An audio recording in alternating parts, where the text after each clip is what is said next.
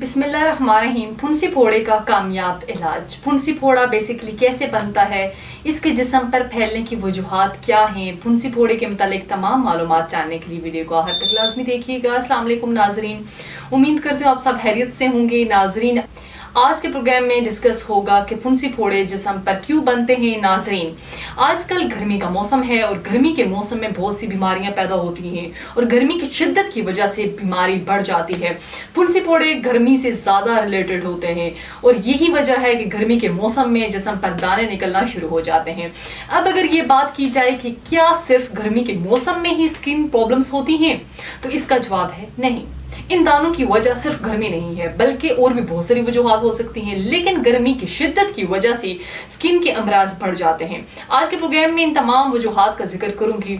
जिस्म पर दाने निकलने में जो सबसे ज़्यादा अहम पॉइंट है वो है इंसानी बॉडी का फैट लेवल। जो लोग मोटापे का शिकार हैं उनके जिस्म पर दाने निकलने का अमल ज़्यादा रहता है। इसके अलावा वो लोग जिन्हें शुगर का मर्ज है, ऐसे लोग जब खाना खाते हैं या कपड़े चेंज करते हैं या फिर रगड़ के साथ जो स्किन से बाल निकलते हैं, तो इन फॉलिकल्स में स्किन का जो नॉर्मल बैक्टीरियल फ्लोरा होता है वो अंदर चला जाता है, फिर वो स्किन के अंदर ही ग्रोथ करने लगता है। तो इसकी वजह से फॉलिकोलाइटिस या फिर छोटे छोटे स्किन पर नमूदार हो जाते हैं दाने। वो लोग जो शुगर के पेशेंट्स हैं, तो ऐसे लोगों में इन दानों की वजह से इन्फेक्शन फैला रहता है। इसका नतीजा ये होता है कि जिस्म ऐसे दानों से साफ नहीं होता और ये दाने बढ़ते रहते हैं, बड़े होना शुरू हो जाते हैं। इसके अलावा वो लोग जो किसी भी तरह के स्टेरॉइड्स यूज कर रहे हो, तो इस वजह से इम्यून लेवल डाउन चला जाता है, तो इस वजह से भी जिस्म पर दाने मुख्तलिफ तरह के इन्फेक्शन फैलते रहते हैं। अब कुछ बीमारियां ऐसी हैं जिनमें स्किन इन्वॉल्व हो जाती है, जैसे कि रेमेटाइड आर्थराइटिस, इसके अलावा स्क्लेरोएडर्मा। इसके अलावा वो लोग जो मोटापे का बहुत ज़्यादा शिकार हैं, उनके पेट में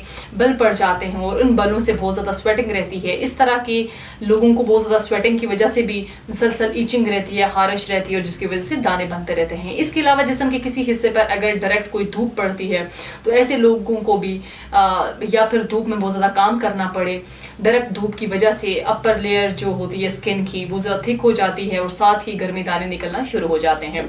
फिर जब इन दानों पर खारिश करते हैं मोस्टली लोग, तो ये दाने और भी ज़्यादा इन्फेक्शन कॉज करते हैं। अब मैं गर्मी दानों से निजात के लिए हर्बल तरीके इलाज बताते चलूँ, क्योंकि ये गर्मी दाने बढ़कर बड़े बड़े फोड़े या जख्म बना देते हैं, तो इन जख्मों का इलाज करवाना ज़रूरी है। तासीर दवाखाना, जो कि गुज़श्ता 80 सालों से अवाम अन्नास की खिदमत में मसरूफ़ अमल है।